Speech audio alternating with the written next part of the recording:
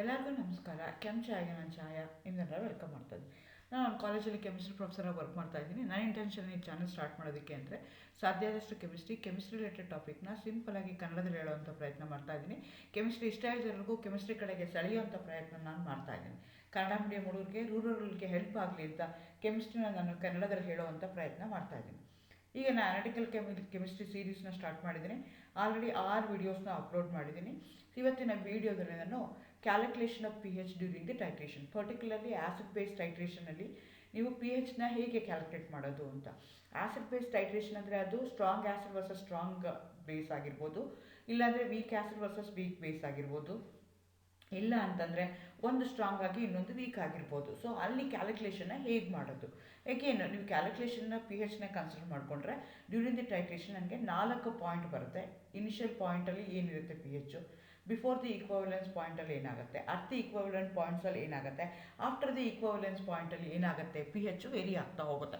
So ಅದರದ್ದು ಹೇಗೆ calculation ಮಾಡೋದು ಅನ್ನೋದನ್ನು ನಾನಿವತ್ತು ಹೇಳೋಣ ಅಂತ ಅಂದ್ಕೊಳ್ತಾ ಇದ್ದೀನಿ. ಈ ಥರ ಕ್ವಶನ್ಸ್ನ ನಿಮಗೆ ಕಾಂಪಿಟೇಟಿವ್ ಎಕ್ಸಾಮ್ಸ್ಗಳಲ್ಲಿ ಕೇಳ್ತಾರೆ, ಫಾಸ್ಟಾಗಿ ಮಾಡೋದಕ್ಕೆ ಬರಬೇಕಾಗತ್ತೆ. ಅದಕ್ಕಿಂತ ಮುಂಚೆ ಟೈಟ್ರೇಷನ್ ಅಂದರೆ ಏನು ಅಂತ ಗೊತ್ತಿರಬೇಕು. Titration is a procedure carrying out a chemical reaction between the two solution by controlled addition from the burette one of the solution to another. So ಯಾವುದೇ ಒಂದು ಟೈಟ್ರೇಷನ್ ಮಾಡೋಕ್ಕೆ ನಿಮಗೆ 2 ಸೊಲ್ಯೂಷನ್ ಬೇಕು. ಒಂದು ಕ್ಯಾನಲೈಟ್ ಅಂತ ಕರಿತೀವಿ, ಇನ್ನೊಂದಕ್ಕೆ ಟೈಟ್ರೆಂಟ್ ಅಂತ ಕರಿತೀವಿ. ಯಾವುದ್ರದ್ದು ನಾರ್ಮಾಲಿಟಿ ಅಥವಾ ಕಾನ್ಸಂಟ್ರೇಷನ್ ಗೊತ್ತಿದೆಯಲ್ಲ ಅದಕ್ಕೆ ಟೈಟ್ರೆಂಟ್ ಅಂತ ಕರಿತೀವಿ. ಯಾವುದಕ್ಕೆ ಗೊತ್ತಿಲ್ವಲ್ಲ ಅದಕ್ಕೆ ಅನಲೈಟ್ ಅಂತ ಹೇಳ್ತೀವಿ. ಸೊ ಅನಲೈಟು ಮತ್ತು ನಿಮಗೆ ಟೈಟ್ರೆಂಟ್ ಇರಬೇಕು, ಒಂದಕ್ಕೊಂದು ಮಿಕ್ಸ್ ಮಾಡ್ತಾ ಇರ್ತೀರ.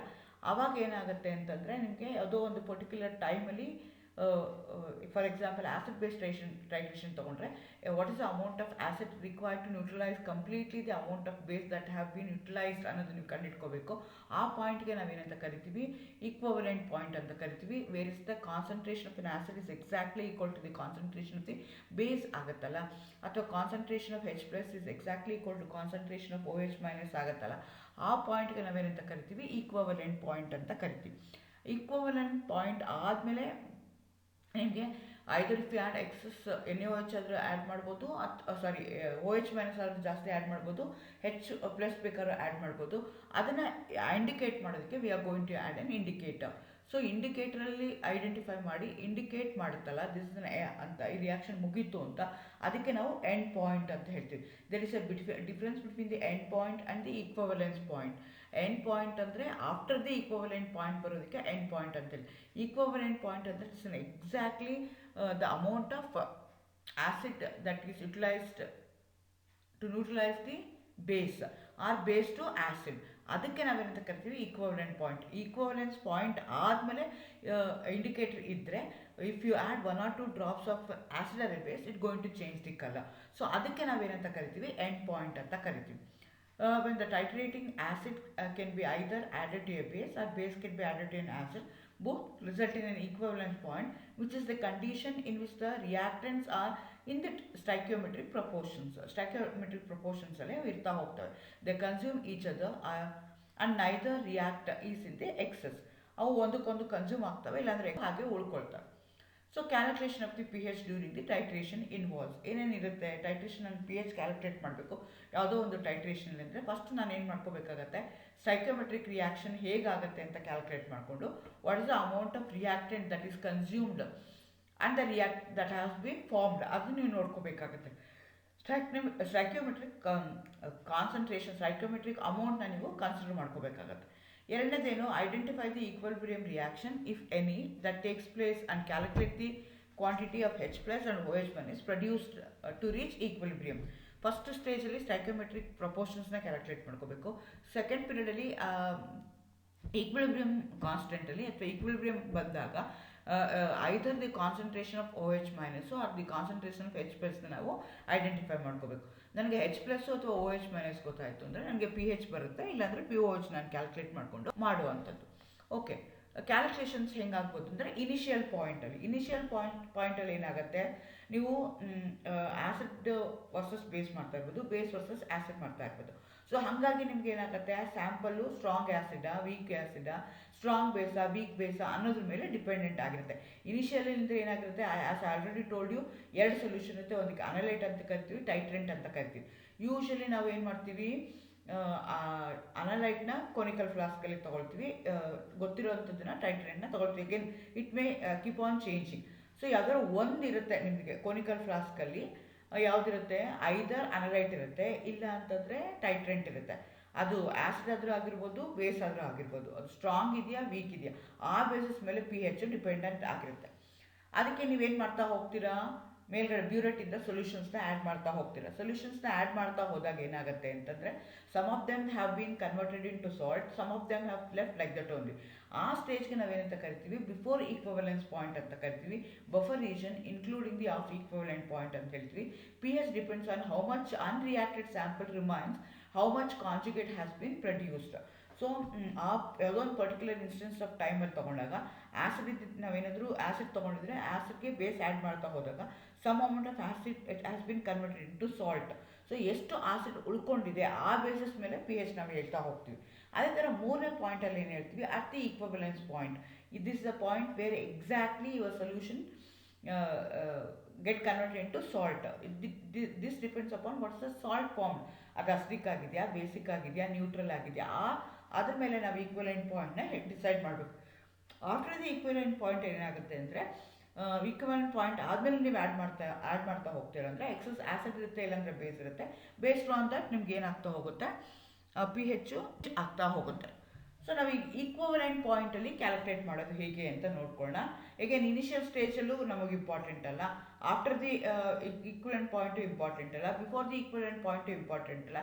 V are interested only to get a P H, because depending upon the P H ನಾವು ಇಂಡಿಕೇಟರ್ನ ಚೂಸ್ ಮಾಡ್ಕೋಬೇಕಾಗತ್ತೆ. Theory of indicator depends upon what is the P H at the equivalent point.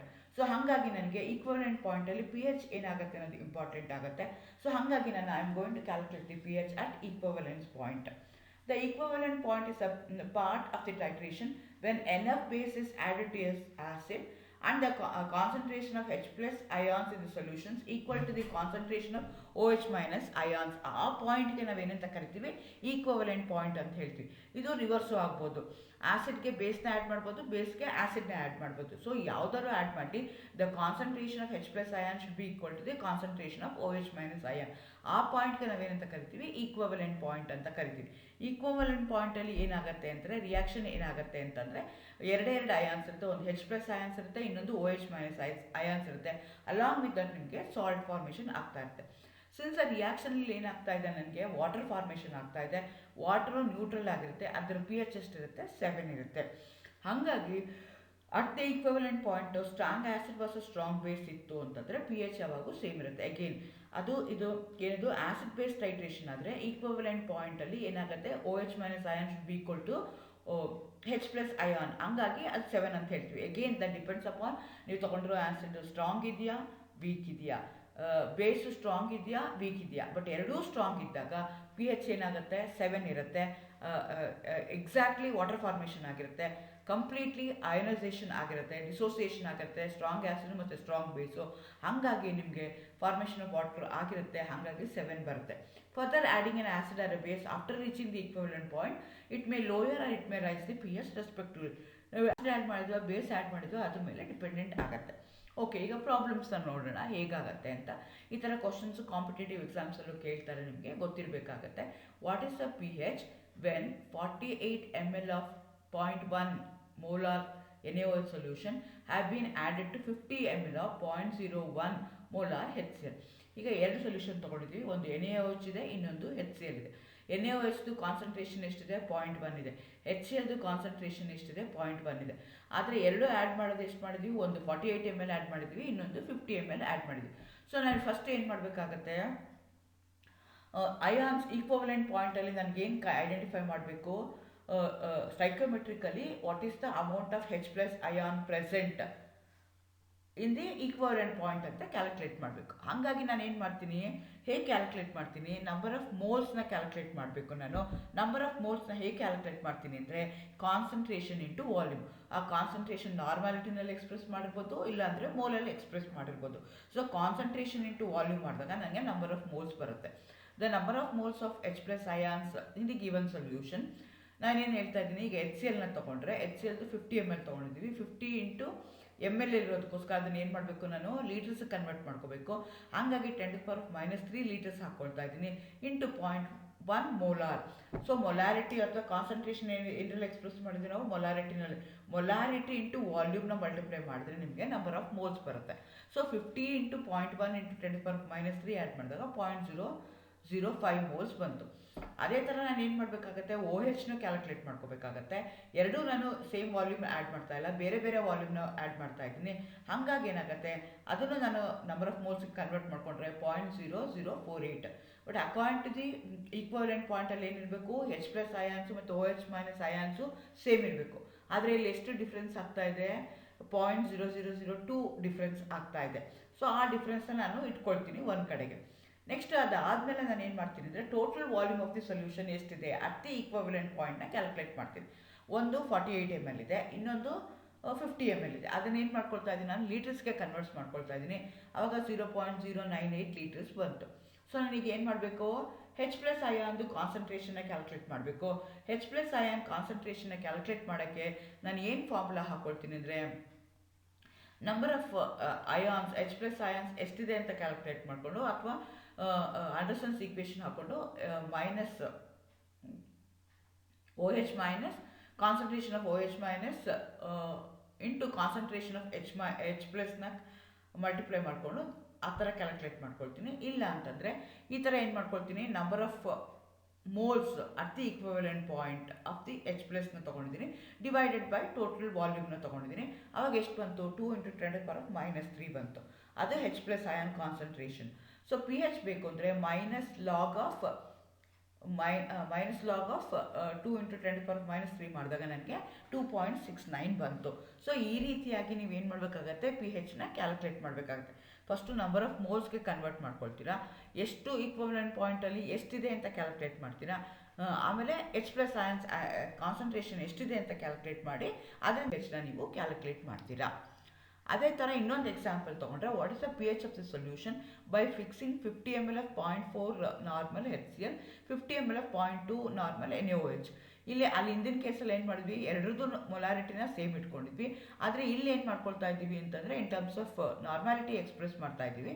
ಆದರೆ ಎರಡರದ್ದು ನಾರ್ಮಾಲಿಟಿ ಏನಾಗ್ತಿದೆ ಬೇರೆ ಇದೆ. ಇಲ್ಲೂ ಏನು ಮಾಡಬೇಕು, ನೀವು ನಂಬರ್ ಆಫ್ ಮೋಲ್ಸ್ನ ಕ್ಯಾಲ್ಕುಲೇಟ್ ಮಾಡಬೇಕು. Number of moles is equal to concentration into volume. So ಹಾಗಾಗಿ ಏನಾಯಿತು, 50 ಇಂಟು 0.4 HClದು ಮಾಡಿದ್ರೆ 0.002 ಮೋಲ್ಸ್ ಬಂತು. ಓಕೆ, ನೆಕ್ಸ್ಟ್ ಏನು ಮಾಡ್ತೀವಿ, number of moles of OH- ಅಯಾನ್ಸ್ನ ಕನ್ಸಿಡರ್ ಮಾಡಿಕೊಂಡ್ರೆ ಆವಾಗ ನಮಗೆ ಎಷ್ಟಾಯಿತು, 0.01 ಮೋಲ್ಸ್ ಬಂತು. ಸೊ ಡಿಫ್ರೆನ್ಸ್ ಎಷ್ಟಾಯಿತು ಎರಡಕ್ಕೂ, ಅಟ್ ಈಕ್ವಲೆಂಟ್ ಪಾಯಿಂಟು 0.01 ಮೋಲ್ಸ್ ಇದೆ. ಟೋಟಲ್ ವಾಲ್ಯೂಮ್ ಎಷ್ಟಿದೆ, ಎರಡು ಆ್ಯಡ್ ಮಾಡಿದ್ರೆ 0.1 ಮೋಲಾರ್ ಬಂತು. ಸೊ ಅವಾಗ ಏನಾಗುತ್ತೆ ಅಂದರೆ, 0.01 ಡಿವೈಡೆಡ್ ಬೈ 0.1 ಲೀಟರ್ ಮಾಡಿದಾಗ 0.1 ಬಂತು. 0.1ಗೆ pH ಎಷ್ಟು ಅಂತಂದರೆ 1 ಆಗುತ್ತೆ. ಸೊ 1 ನಿಮಗೆ ಬರ್ತಾ ಹೋಗುತ್ತೆ. ಸೊ ನೀವು ನೋಡ್ಕೋಬೇಕಾಗತ್ತೆ, whenever you are going to calculate the pH, we are going to calculate the pH at the equivalent point. ಈಕ್ವಲೆಂಟ್ ಪಾಯಿಂಟಲ್ಲಿ ಏನಾಗುತ್ತೆ, H+ ion concentration OH- ion concentration same ಇರುತ್ತೆ. ಆ ಬೇಸಿಸ್ ಮೇಲೆ ನಾವು ಇದನ್ನು ಕ್ಯಾಲ್ಕುಲೇಟ್ ಮಾಡ್ತಾ ಹೋಗ್ತೀವಿ. ಅದೇ ಥರ ಇನ್ನೊಂದು ಪ್ರಾಬ್ಲಮ್ ಕೇಳಿದರು, what is the POH when 5 liter of 0.05 molar solution of sulfuric acid is titrated with 2.3 liters of 1.2 lithium hydroxide ಕೇಳ್ತಾ ಇದ್ದಾರೆ. ಇಲ್ಲಿ ನೀವು ಕೇರ್ಫುಲ್ ಆಗಿರಬೇಕು. H2SO4 ತೊಗೊಳ್ತಾ ಇದ್ದೀರಾ, ಅದೇನು ಮಾಡುತ್ತೆ ಅಂದರೆ 2 moles ಆಫ್ H+ನ ಕೊಡ್ತಾ ಹೋಗುತ್ತೆ. ಹಂಗಾಗಿ ನೀವು ಮಲ್ಟಿಪ್ಲೈ ಮಾಡ್ಬೇಕಾದ್ರೆ, ನಂಬರ್ ಆಫ್ ಮೋಲ್ಸ್ನ ಕ್ಯಾಲ್ಕುಲೇಟ್ ಮಾಡ್ಬೇಕಾದ್ರೆ along with the concentration and volume you are going to multiply that by 2. ಅದನ್ನು 2 ಇಂದ ಮಲ್ಟಿಪ್ಲೈ ಮಾಡಿದ್ರೆ 4.5 ಮೋಲ್ಸ್ ಆಯಿತು. ಆಯ್ತು, number of moles of OH- ತೊಗೋಬೇಕು. OH- it get split as lithium plus and OH- ಒಂದೇ ಇದೆ, ಹಾಗಾಗಿ ಅದು 2.76 ಆಯಿತು. 4.5ಅಲ್ಲಿ 2.76ನ ಸಬ್ಟ್ರಾಕ್ಟ್ ಮಾಡಿದ್ರೆ 1.7 ಮೋಲ್ಸ್ ಇರುತ್ತೆ at equivalent point. So total volume ಎಷ್ಟಾಯಿತು, ಒಂದು ಕಡೆಗೆ 5 ಲೀಟರ್ಸ್ ಇದೆ, ಇನ್ನೊಂದು ಕಡೆಗೆ 2.3 ಲೀಟರ್ಸ್ ಇದೆ. ಸೊ ಅವಾಗ ಏನಾಯ್ತಿದ್ದು, 7.3 ಲೀಟರ್ಸ್ ಇದೆ. ಸೊ 1.7 ಡಿವೈಡೆಡ್ ಬೈ 7.3 ಲೀಟರ್ಸ್ ಮಾಡಿದ್ರೆ H+ ಅಯಾನ್ ಎಷ್ಟು ಬಂತು, 0.23. ಆದರೆ ನಾನು ಏನು ಕ್ಯಾಲ್ಕುಲೇಟ್ ಮಾಡಬೇಕು, have to calculate the OH- HPOHನ ಕ್ಯಾಲ್ಕುಲೇಟ್ ಮಾಡಿ ಅಂತ ಹೇಳ್ತಿದ್ದಾರೆ. ಹಾಗಾಗಿ H+ OH- ಮಲ್ಟಿಪ್ಲೈ ಮಾಡಿದ್ರೆ 1 ಇಂಟು 10⁻14 ಬಂತು. ಸೊ H+ ಎಷ್ಟಾಯಿತು, 0.023 ಡಿವೈಡೆಡ್ ಬೈ OH- ಅಯಾನ್ ನಾನು ಕ್ಯಾಲ್ಕುಲೇಟ್ ಮಾಡಬೇಕು. ಸೊ ಆವಾಗ O H minus ion concentration ಕೊಟ್ಟು 1 × 10⁻14 ಡಿವೈಡೆಡ್ ಬೈ 0.23 ಮಾಡ್ತೀನಿ. ಆವಾಗ ಅದು 4.35 × 10⁻14 ಬಂತು. ಅದನ್ನು ಮತ್ತೆ ನಾನು log P O H calculate ಮಾಡಿದ್ರೆ 13.4 ಬಂತು. ನಿಮಗೆ ಗೊತ್ತು P O H is equal to 14 minus P H ಇದೆ. ಹಂಗಾಗಿ 14 ಮೈನಸ್ ಲಾಗ್ ಆಫ್ ಎಚ್ ಪ್ಲಸ್ನ ಮಾಡಿದ್ರೆ ಲಾಗ್ ಆಫ್ 0.23 ಬಂತು. ಲಾಗ್ ಆಫ್ 0.23 ನನಗೆ ಎಷ್ಟಾಗತ್ತೆ ಅಂತಂದರೆ ಅದನ್ನು ಸಬ್ಟ್ರಾಕ್ಟ್ ಮಾಡಿದಾಗ ನನಗೆ 13.4 ಬರ್ತಾ ಇದೆ. ಸೊ ಆ ರೀತಿಯಾಗಿ ನೀವೇನು ಮಾಡ್ಕೋಬೇಕಾಗತ್ತೆ, ಕ್ಯಾಲ್ಕುಲೇಟ್ ಮಾಡ್ಕೋಬೇಕಾಗತ್ತೆ. ಸೊ ನನಗೆ ಪಿ ಒ ಎಚ್ ಬಂತು. ಸೊ ಅದೇ ಥರ ಹಿಂದಿನದ್ರಲ್ಲಿ ನನಗೆ ಏನಾಗಿತ್ತು, ಪಿ ಎಚ್ ಬಂತು. ಅದನ್ನು ಸಬ್ಟ್ರಾಕ್ಟ್ ಮಾಡಿದಾಗ ನನಗೆ 13.4 ನಿಮಗೆ ವ್ಯಾಲ್ಯೂ ಹೋಗುತ್ತೆ. ಅದೇ ಥರ what is the resultant P H of the solution when 20 ml of 0.1 normal NaOH is mixed with 20 ml of 0.05 molar calcium hydroxide at 25 degree. ಇಲ್ಲಿ ನೋಡ್ಕೊಳ್ಳಿ, ಎರಡೂ ನಾವು NaOH ಮತ್ತು ಕ್ಯಾಲ್ಸಿಯಂ ಹೈಡ್ರಾಕ್ಸೈಡು ಎರಡೂ ಸೇಮ್ ವಾಲ್ಯೂಮ್ನ ಮಲ್ಟಿಪ್ಲೈ ಮಾಡ್ತಾ ಇದ್ದೀವಿ. ಹಾಗಾಗಿ I am not going to consider the ವಾಲ್ಯೂಮ್ನ ಕನ್ಸಿಡರ್ ಮಾಡ್ಕೊಳ್ಳಲ್ಲ. Or I am bothered only about the concentration ಮತ್ತು ನಂಬರ್ ಆಫ್ ಮೋಲ್ಸ್ನ ಕ್ಯಾಲ್ಕುಲೇಟ್ ಮಾಡ್ಬೇಕಾದ್ರೆ ನಾನು ಏನು ಮಾಡ್ತೀನಿ ಅಂತಂದರೆ ಎರಡೂ ಸೇಮ್ ಇರೋದಕ್ಕೋಸ್ಕರ just I am going to consider the moles of NaOHನ ಕನ್ಸಿಡರ್ ಮಾಡ್ತೀನಿ. 0.1 ಮೋಲ್ ಬಂತು. ಸೊ 0.1 ಇಂಟು 20 ಮಾಡ್ಕೋಬೇಕಾಗಿತ್ತು. ಆದರೆ ನಾನು 20 ಮಾಡ್ಕೊಳ್ಳಲ್ಲ, ಬರೀ 0.1 ಮೋಲ್ಸ್ನ ಅಂತ ಕನ್ಸಿಡರ್ ಮಾಡ್ಕೊಳ್ತೀನಿ. Number of moles of OH minus added ಏನಾಗುತ್ತೆ ಅಂದರೆ 0.05 ಮೋಲಾರ್ ಅದೇ ಇದೆ, ಯಾಕೆಂದರೆ ಎರಡೂ ಸೇಮ್ ತೊಗೊಂಡಿದ್ವಿ. ಆದರೆ ಕ್ಯಾಲ್ಸಿಯಂ ಹೈಡ್ರಾಕ್ಸೈಡಲ್ಲಿ ಏನಾಗ್ತಿದೆ, OH ಮೈನಸ್ ಕೊಡುವಂಥದ್ದು 2 ಆಗುತ್ತೆ. ಹಾಗಾಗಿ ಅದನ್ನು ನಾನು 2 ಇಂದ ಮಲ್ಟಿಪ್ಲೈ ಮಾಡ್ತೀನಿ. ಆವಾಗ ಅದು 0.1 ಮೋಲ್ಸ್ ಬಂತು. ಸೊ ಅಂದರೆ ಏನಾಯಿತು, H ಪ್ಲಸ್ ಅಯಾನ್ಸ್ ಕಾನ್ಸಂಟ್ರೇಷನು ಮತ್ತು OH minus ion concentration exactly same ಇದೆ. ಅಟ್ ಈಕ್ವಲ್ಬ್ರಿಯಮ್ ಏನಾಗುತ್ತೆ ಅಂದರೆ 1 × 10⁻⁻1 0.1ನ 1 × 10⁻³ ಹಾಕ್ಕೊಳ್ತೀನಿ. ಸೊ H ಪ್ಲಸ್ನ ಕ್ಯಾಲ್ಕುಲೇಟ್ ಮಾಡ್ಕೋಬೇಕು ಅಂದರೆ 1 × 10⁻14 ಡಿವೈಡೆಡ್ ಬೈ OH ಮೈನಸ್ ಮಾಡ್ತೀನಿ. ಆವಾಗ 1 × 10⁻14 ಡಿವೈಡೆಡ್ ಬೈ 1 × 10⁻1 ಮಾಡಿದ್ರೆ 1 × 10⁻13 ಬಂತು. ಸೊ ಹಾಗಾಗಿ ನಿಮ್ಮದು H ಪ್ಲಸ್ ಏನಾಗುತ್ತೆ, 10⁻13 ಬಂತು. ಹಾಗಾಗಿ ಪಿ ಹೆಚ್ ಏನಾಗುತ್ತೆ, ನಿಮಗೆ 13 ಆಗುತ್ತೆ.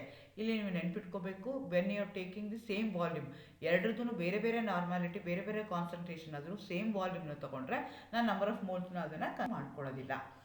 ಆಯ್ತಾರೆ, ಇದು ಒಂಥರ ಪ್ರಾಬ್ಲಮ್ ಆಯಿತು. ಇನ್ನೊಂದು ಥರ ಪ್ರಾಬ್ಲಮ್ ಏನು ಕೊಡ್ತಾರೆ ಅಂದರೆ ಕೆ ಎ ವ್ಯಾಲ್ಯೂನ ಕೊಡ್ತಾರೆ, ಡಿಗ್ರಿ ಆಫ್ ಡಿಸೋಸಿಯೇಷನ್ದು ಕೊಟ್ಟಿರ್ತಾರೆ, ಅದ್ರ ಪ್ರಕಾರ ನೀವು ಮಾಡಬೇಕು ಅಂತ ಕೇಳ್ತಾರೆ. These are the questions I have taken from the competitive ಎಕ್ಸಾಮ್ಸಲ್ಲಿ ಕೆಮಿಸ್ಟ್ರಿದು ಪರ್ಟಿಕ್ಯುಲರ್ಲಿ KSET ಎಕ್ಸಾಮಲ್ಲಿ ಕೇಳಿರುವಂಥ ಕ್ವಶನ್ಸ್ ಪ್ಯಾಟ್ರನ್ಗಳನ್ನ ನಾನು ತೊಗೊಂಡಿದ್ದೀನಿ. ಈ ಥರ ಕ್ವಶನ್ಸು ಅವರು ಕೇಳ್ತಾ ಇದ್ದಾರೆ. Calculate the pH at the equivalence point of the titration between 0.1 molar acetic acid with a 25 ml with a 0.05 molar NaOH. ನಿಮಗೆ ಗೊತ್ತಿರಬೇಕು, ಅಸ್ಟಿಕ್ ಆ್ಯಸಿಡು ಮತ್ತು NaOH ಯಾವುದು ಸ್ಟ್ರಾಂಗು ಯಾವುದು ಬೇಸು. ಸ್ಟ್ರಾಂಗ್ ಇತ್ತು ಅಂದರೆ ಏನಾಗುತ್ತೆ, ಕಂಪ್ಲೀಟ್ಲಿ ಡಿಸೋಸಿಯೇಟ್ ಆಗುತ್ತೆ. ಆವಾಗ ಈಕ್ವಲೆಂಟ್ ಪಾಯಿಂಟಲ್ಲಿ ಏನಾಗುತ್ತೆ, OH ಮೈನಸ್ಸು H ಪ್ಲಸ್ಗೆ ಸಮ ಇರುತ್ತೆ. ಇಲ್ಲ ಅಂತಂದರೆ ಅದೇನಾಗುತ್ತೆ, ಕಂಪ್ಲೀಟ್ ಡಿಸೋಸಿಯೇಷನ್ ಆಗದೆ ಇರೋದಕ್ಕೋಸ್ಕರ ಪ್ರಾಬ್ಲಮ್ ಆಗುತ್ತೆ. ಸೊ ಇಲ್ಲೇನಾಗ್ತಾ ಇದೆ ಅಂತಂದರೆ ಅಸ್ಟಿಕ್ ಆ್ಯಸಿಡ್ ಏನಿದೆಯಲ್ಲ ಅದು ಸ್ಟ್ರಾಂಗ್ ಆ್ಯಸಿಡ್ ಅಲ್ಲ, ಅದು ವೀಕ್ ಆ್ಯಸಿಡು. ಆದರೆ NaOH ಇದೆಯಲ್ಲ ಅದು ಸ್ಟ್ರಾಂಗ್ ಬೇಸು. ಸೊ ಹಾಗಾಗಿ ಏನಾಗುತ್ತೆ, COOH when treated with NaOH does not undergo completion ಆಗಲ್ಲ. Instead it reaches the equilibrium. So equilibrium reach ಆಗುತ್ತೆ. ಸೊ ನಾನು ಇಲ್ಲಿ ಫಸ್ಟು ಏನು ಕ್ಯಾಲ್ಕುಲೇಟ್ ಮಾಡ್ಕೋಬೇಕು ಅಂದರೆ, ಒಂದ್ರದ್ದು ಅವ್ರು ಏನು ಕೊಟ್ಟಿದ್ದಾರೆ, 25 ml ಆಫ್ ಅಸ್ಟಿಕ್ ಆ್ಯಸಿಡ್ ಕೊಟ್ಟಿದ್ದಾರೆ. ಆದರೆ what is the amount of NaOH that we have utilised for the titration ಅದು ಕೊಟ್ಟಿಲ್ಲ.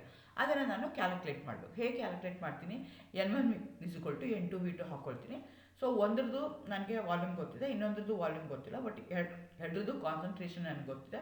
ಹಾಗಾಗಿ ಅದನ್ನು ಕ್ಯಾಲ್ಕುಲೇಟ್ ಮಾಡಿಕೊಟ್ಟು ನನಗೆ V2 that's the volume of NaOH 50 ml ಅಂತ ಬಂತು. 0.1 N1 ಏನು, N1V1 ಅಂದ್ರೇನು ಅಸ್ಟಿಕ್ ಆ್ಯಸಿಡು, N2V2 ಅಂದ್ರೇನು NaOH ತೊಗೊಂಡಿದ್ದೀವಿ. ಸೊ N1 ಅಂದ್ರೇನು, ಮೊಲಾರಿಟಿ ಆಫ್ ಅಸ್ಟಿಕ್ ಆ್ಯಸಿಡ್ ಇದೆ 0.1, ವಾಲ್ಯೂಮ್ ಎಷ್ಟಿದೆ 25 ಇದೆ.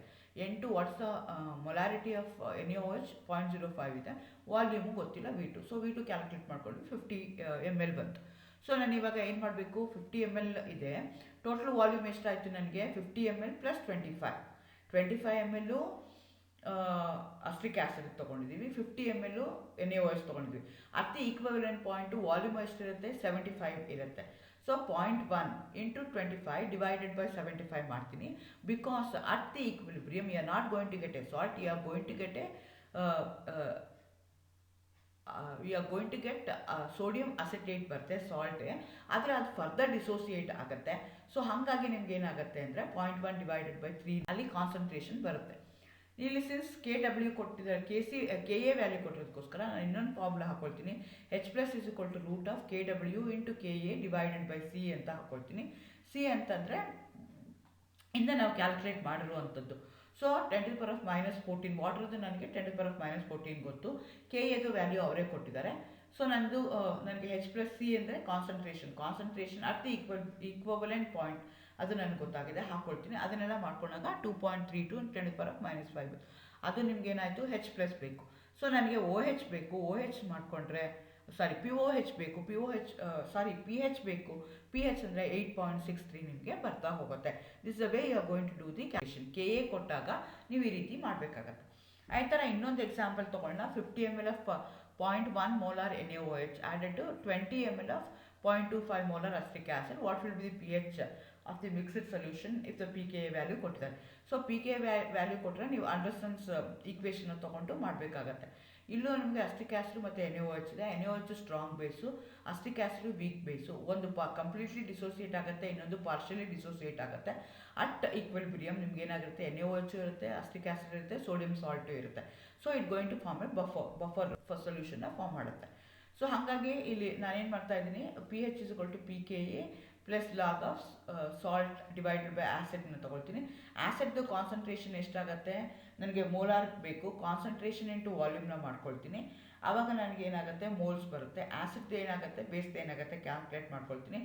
ನನಗೆ ಇಲ್ಲಿ ಆ್ಯಸಿಡ್ ಎಷ್ಟಾಗ್ತಿದೆ, 5 ಮೋಲ್ ಬರ್ತದೆ. ಬೇಸ್ ಎಷ್ಟಿದೆ, 5 ಮೋಲ್ಸ್ ಇದೆ. ಎರಡೂ ಸೇಮ್ ಇದೆ, ಹಂಗಾಗಿ ನಿಮಗೆ 5 ಮೋಲ್ಸ್ ಆಫ್ ಸಾಲ್ಟ್ ಫಾರ್ಮೇಷನ್ ಆಗಿರುತ್ತೆ. ದೇರ್ಫೋರ್ ನನಗೀಗ ಕ್ಯಾಲ್ಕುಲೇಷನ್ ಮಾಡಿದ್ರೆ pH = pKa + log of 5/5 ಮಾಡ್ಕೊಳ್ತೀನಿ. ಸೊ ಅವಾಗ ಏನಾಯಿತು, log 1 ಬಂತು. ಸೊ log 1 ಮಾಡಿಕೊಂಡ್ರೆ pH = pKa ನಿಮ್ಗೆ ಏನಾಗ್ತಾ ಇದೆ ಅಂತಂದರೆ 4.74 ಬರ್ತಾ ಇದೆ. ಸೊ ಈ ರೀತಿಯಾಗಿ ನೀವೇನು ಮಾಡಬೇಕಾಗತ್ತೆ, ಕ್ಯಾಲ್ಕುಲೇಷನ್ನ ಮಾಡಬೇಕಾಗತ್ತೆ. ಸೊ ಈ ಥರ ನಿಮಗೆ ಪ್ರಾಬ್ಲಮ್ ಹೇಳ್ತಾರೆ ಎಕ್ಸಾಮ್ಗಳಲ್ಲಿ, ನೋಡ್ಕೋಬೇಕಾಗತ್ತೆ ಯಾವ ಥರ ಇದೆ ಅಂತ. ತುಂಬ ಸಿಂಪಲ್ ಆಗಿರುತ್ತೆ, ಫಾರ್ಮುಲಾ ಅಂತ ಇರಲ್ಲ. ನೀವೇನು ಮಾಡಬೇಕಾಗತ್ತೆ, ಪ್ರೆಸೆನ್ಸ್ ಆಫ್ ಮೈಂಡ್ನ ಯೂಸ್ ಮಾಡ್ಕೊಂಡು ನೀವಲ್ಲಿ ಕ್ಯಾಲ್ಕುಲೇಷನ್ಸ್ನ ಮಾಡ್ಕೋಬೇಕಾಗತ್ತೆ. Thank you, all the best.